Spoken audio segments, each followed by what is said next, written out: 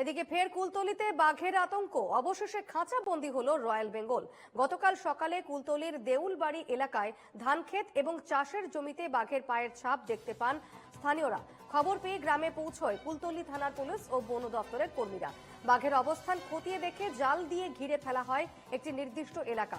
সন্ধে গ্রাম লাগোয়া চাষের জমিতে দুটি খাঁচা পাতা হয়। ছাগলের টোপে রাত ৩টে নাগাদ খাঁচাবন্দি হয় পূর্ণবয়স্ক রয়্যাল বেঙ্গল টাইগার। তবে বাঘ না বাঘিনী তা এখনো পর্যন্ত জানা যায়নি। শারীরিক পরীক্ষায় রয়্যাল বেঙ্গল সুস্থ রয়েছে বলেই জানা গিয়েছে।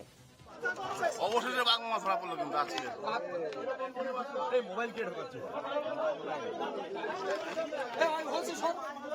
কথা বলে নেব, আমাদের সঙ্গে রয়েছেন প্রতিনিধি উজ্জ্বল সরকার। উজ্জ্বল, কুলতলিতে সেই রয়্যাল বেঙ্গল তাকে খাঁচাবন্দি করা হলো, এই মুহূর্তে কি আপডেট আছে?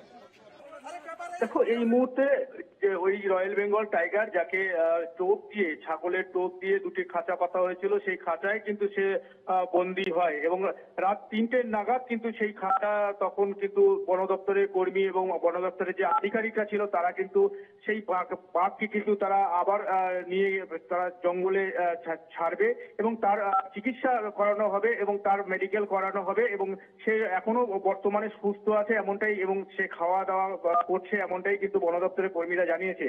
এবং এই বারবার কিন্তু এই যে কুলতলিতে এই বিভিন্ন জায়গায় মইপিট থেকে শুরু করে নগেনাবাদ বার আর না হলে এবছরে আনালো ২৭ থেকে ২৮ বার এই বাঘ কিন্তু কুলতলিতে এসেছে এবং বন দপ্তরের কর্মীরা কিন্তু বারবার কিন্তু জানিয়েছে যে এই বাঘ কিন্তু একদম পূর্ণবয়স্ক বাঘ, তবে মেল না ফিমেল কিছু বোঝা যাবে না। তার চিকিৎসা হবে, তার শারীরিক পরীক্ষা হবে, তারপরে গভীর জঙ্গলে ছেড়ে দেওয়া হবে। যেমন আগেরবারে আমরা দেখেছি আজমানবাড়ির জঙ্গলে থেকে আনালো ৭০ কিলোমিটার গভীর জঙ্গলে তাকে কিন্তু ছেড়ে দেওয়া হয়েছে। এক্ষেত্রেও তাই চিকিৎসার পরে কিন্তু ছেড়ে দেওয়া হবে এমনটাই বন দপ্তর থেকে জানানো হয়েছে। বেশ, ধন্যবাদ উজ্জ্বল।